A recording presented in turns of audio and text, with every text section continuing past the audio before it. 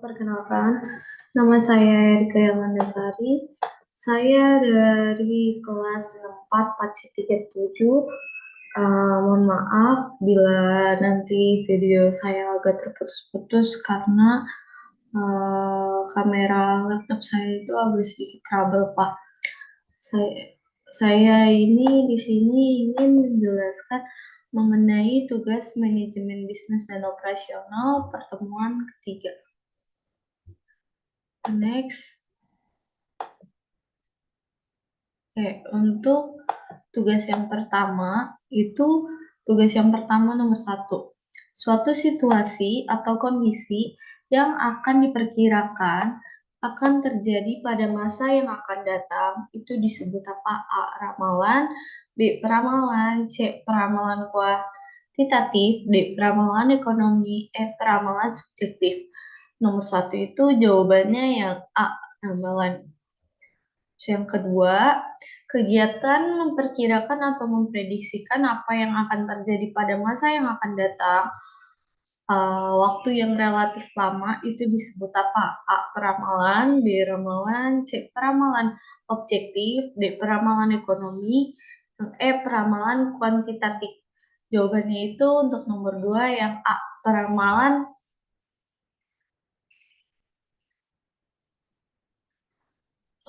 Selanjutnya kita akan masuk ke nomor 3.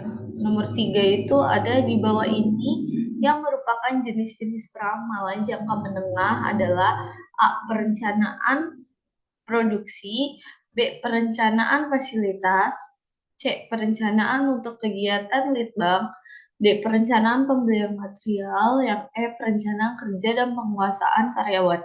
Jawabannya itu untuk nomor 3 yang A. Perencanaan produksi.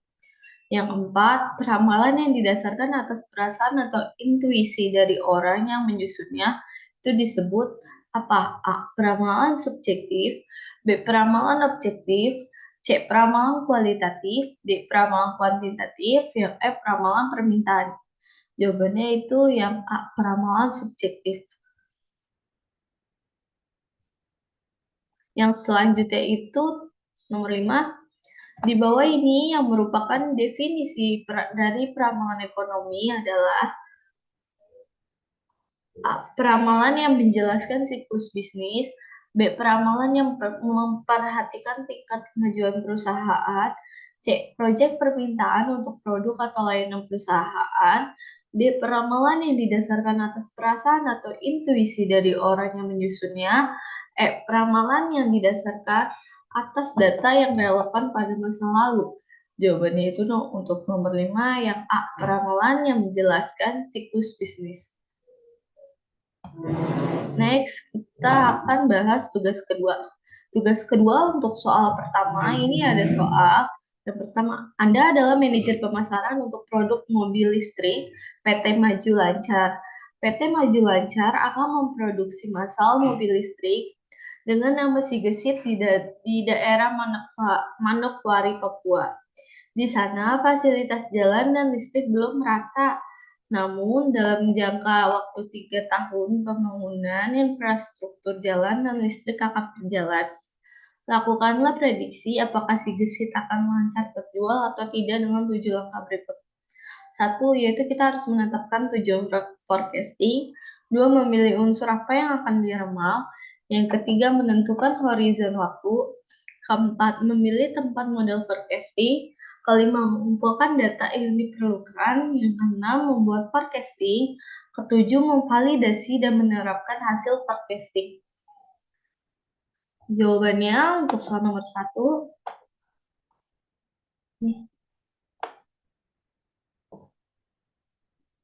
Jawaban untuk nomor 1 ya. Berikut adalah langkah-langkah untuk membuat prediksi menjual mobil listrik Sigesit di daerah Manokwari, Papua. Tujuan forecasting dalam hal ini adalah untuk memprediksi apakah mobil listrik Sigesit akan laris terjual di daerah Manokwari, Papua dalam jangka waktu 3 tahun ke depan. Yang kedua, unsur yang akan diramal adalah jumlah penjualan mobil listrik Sigesit di daerah Manokwari, Papua dalam jangka waktu 3 tahun ke depan. Horizon waktunya itu dalam hal ini adalah 3 tahun ke depan. Terus tipe model forecasting yang dapat digunakan adalah model regresi, time series, atau analisis trend. Yang kelima, mengumpulkan data yang diperlukan. Data yang diperlukan adalah data penjualan mobil listrik di daerah Manokwari, Papua selama beberapa tahun terakhir, data pembangunan infrastruktur jalan dan listrik di daerah tersebut, serta data tentang pesaing mobil listrik yang ada di pasar. Terus membuat forecastingnya itu kita harus berdasarkan data yang sudah dikumpulkan, dapat kita buat prediksi tentang jumlah penjualan mobil listrik segesit di daerah Manokwari, Papua dalam 3 tahun ke depan. Untuk memvalidasi dan menerapkan hasil forecasting, hasil yang diprediksi perlu divalidasi dengan membandingkan dengan data aktual selama periode prediksi. Setelah hasil prediksi terbukti akurat, maka dapat diterapkan dalam rencana pemasaran dan strategi bisnis PT Maju Lancar di daerah Manokwari, Papua.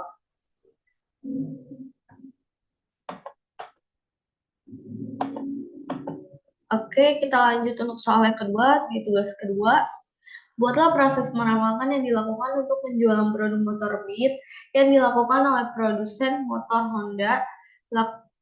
Lakukan 7 langkah peramalan. Anda bebas menentukan lokasi penjualan, situasi lapangan, serta hal yang berkaitan dengan produk. Tentukan prediksi Anda, apakah terjual banyak atau tidak dengan memberi alasan ilmiah berdasarkan proses peramalan Anda. Oke, jawabannya. Berikut adalah proses meramalkan penjualan produk motor Beat di kota Jakarta Timur yang dilakukan oleh produsen motor Honda dengan 7 langkah peramalan. Yang pertama, menetapkan tujuan forecasting. Tujuan forecasting untuk memprediksi jumlah penjualan motor Beat yang akan terjadi di suatu lokasi penjualan dalam periode tertentu, misalnya 1 tahun ke depan. Terus yang kedua, memilih unsur yang akan diramal. Unsur yang akan diramal adalah jumlah penjualan motor Beat di lokasi penjualan yang ditentukan, yaitu di Jakarta Timur. Yang ketiga, itu menentukan horizon waktu. Horizon waktu dalam hal ini adalah 1 tahun ke depan. Terus memilih tipe model forecasting. Tipe model forecasting yang dapat digunakan adalah model regresi, time series, atau analisis trend. Yang kelima, mengumpulkan data yang diperlukan. Data yang diperlukan adalah data penjualan motor Beat di lokasi penjualan yang selama beberapa tahun terakhir, data keadaan pasar sepeda motor di lokasi tersebut, data mengenai kondisi ekonomi dan sosial masyarakat setempat, serta data mengenai kebijakan pemerintah terkait transportasi. Yang keenam, membuat forecasting. Berdasarkan data yang telah dikumpulkan, dapat dibuat prediksi tentang jumlah penjualan motor Beat di lokasi penjualan yang sama dalam 1 tahun ke depan. Yang ketujuh, memvalidasi dan menerapkan hasil forecasting.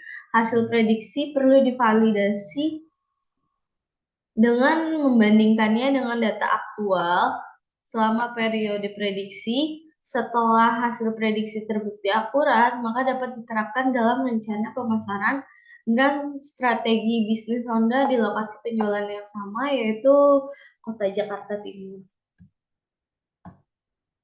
Kita masuk ke tugas ketiga, yaitu tentang pemaparan materi mengenai peramalan atau forecasting.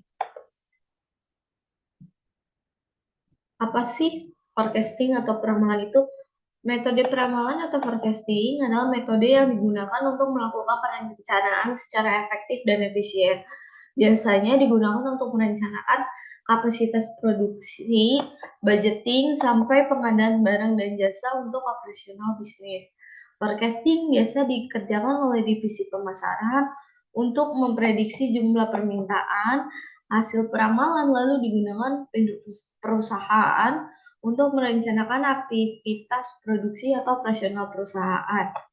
Data-data metode forecasting digunakan agar produksi saat menjalankan bisnis lebih efektif. Manfaat utama dari forecasting adalah bisa menekan pengeluaran dan menghindari kerugian akibat produksi berlebihan. Terus, apa sih tujuan dari metode forecasting atau peramalan ini? Tujuan metode peramalan adalah untuk dijadikan dasar pengambilan keputusan dalam menentukan kapasitas produksi. Saat menjalankan bisnis, Anda membutuhkan data pendukung untuk dijadikan dasar dalam mengambil keputusan. Menurut Heiser and Render, metode peramalan atau forecasting memiliki tujuan, yaitu yang pertama untuk mengevaluasi kebijakan perusahaan yang diambil saat ini atau di masa lalu dan melihat pengaruhnya di masa depan. Terus, untuk memperhitungkan estimasi time delay atau penundaan waktu dalam membuat keputusan bisnis dan waktu untuk implementasi keputusan bisnis. Yang ketiga, untuk dijadikan dasar atau alasan dalam mengambil keputusan atau mengambil rencana. Dengan begitu, rencana bisnis dan keputusan jadi lebih efektif.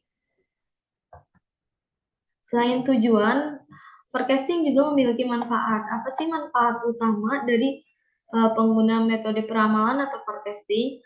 Metode peramalan atau forecasting adalah perusahaan bisa mengambil keputusan yang efektif dan efisien.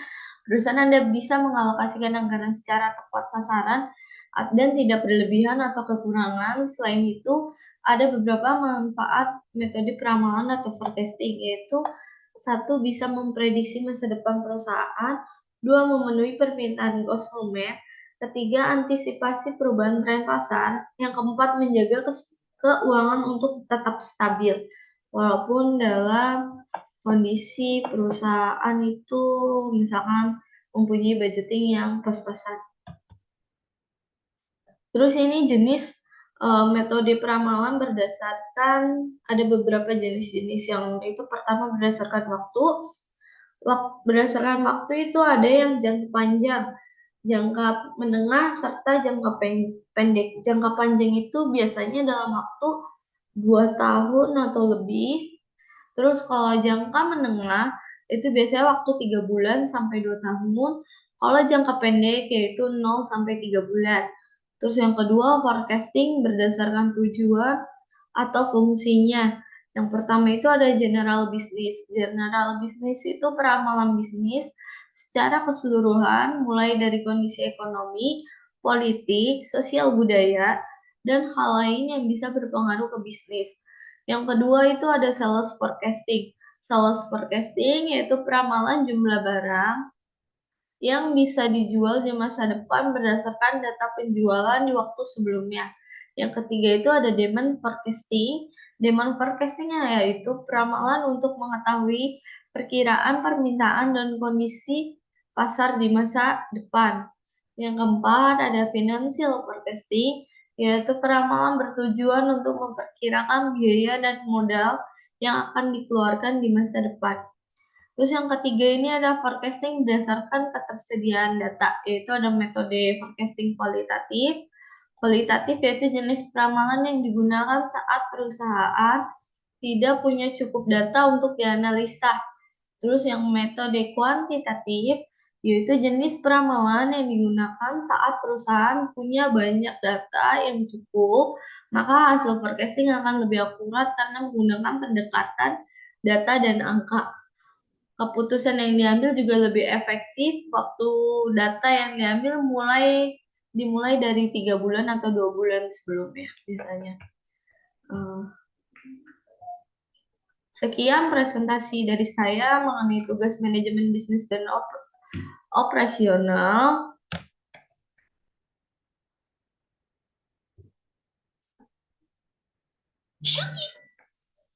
Mohon maaf apabila ada kekurangan, apalagi terkait kamera laptop saya ini agak harus macet-macet, jadi harus dimatiin dulu, Pak.